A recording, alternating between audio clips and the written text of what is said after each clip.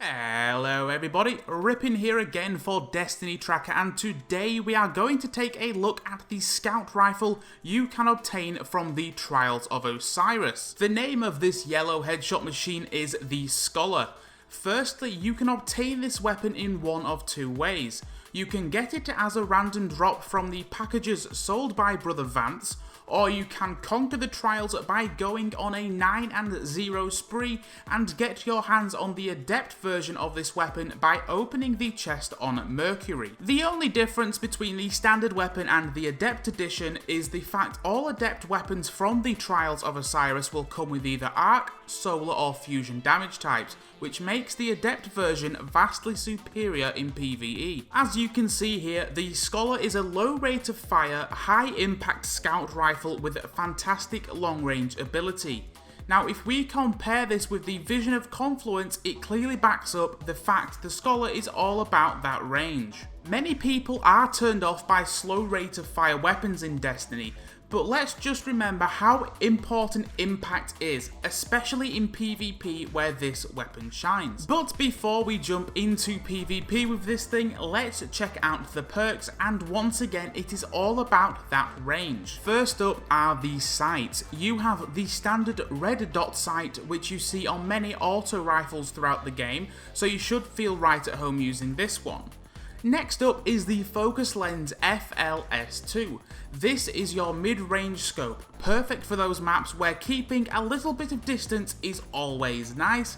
And finally, we have the Focus Lens FLA5, which is your sharpshooter scope for the largest zoom possible with this particular scout rifle. And this is the scope I had the most success with while playing with this weapon in the 6 vs 6 playlists. But for the 3 vs 3 game types, I was rocking the red dot sight. Next up on the perks list is Outlaw, which is a fantastic perk for this weapon. Now, what this does is dramatically increase the reload speed following a precision kill, and as this is a scout rifle, you will be getting precision kills. In the next column, we have Send It, Perfect Balance, and Custom Optics. Now, in my opinion, the only perk you should be using in this column is Perfect Balance.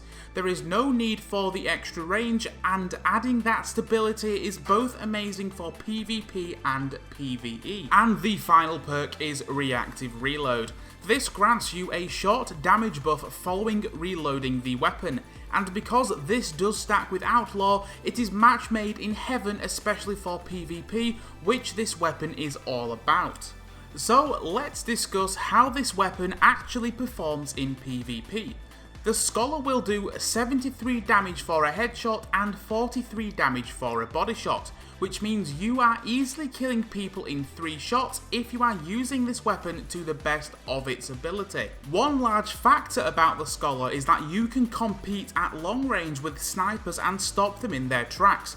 This meant on larger maps I played today, I could run the scout rifle comfortably as a primary weapon and only pulling out my sniper rifle at extremely long ranges, which they were designed for. The downside of this weapon, however, is that fire rate. You are simply not going to be able to compete on smaller maps or in enclosed spaces. So for maps such as Asylum, I would suggest not really bringing out the Scholar, but if you do play to your weapon's strength, you can easily dominate the opposing players. Moving on to PvE now, and it's clear this weapon was never really intended for heavy use in this environment, but because the Adept versions of this weapon do have elemental properties, you can use it if you desire.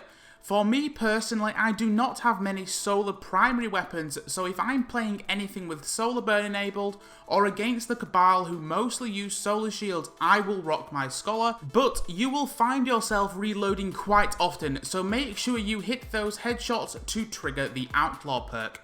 In summary, you can use this weapon all around, but for me, this is just a long range beast I will use in 6v6 game types and occasionally in 3v3. This is the end of this small weapon review. I hope you enjoyed it, and next up we will review the Jewel of Osiris, which I also obtained this week from the Trials of Osiris. If you enjoyed this video, you may enjoy my personal channel, so click the links below. Have a good day, Guardians. This is Brippin, signing out. Bye!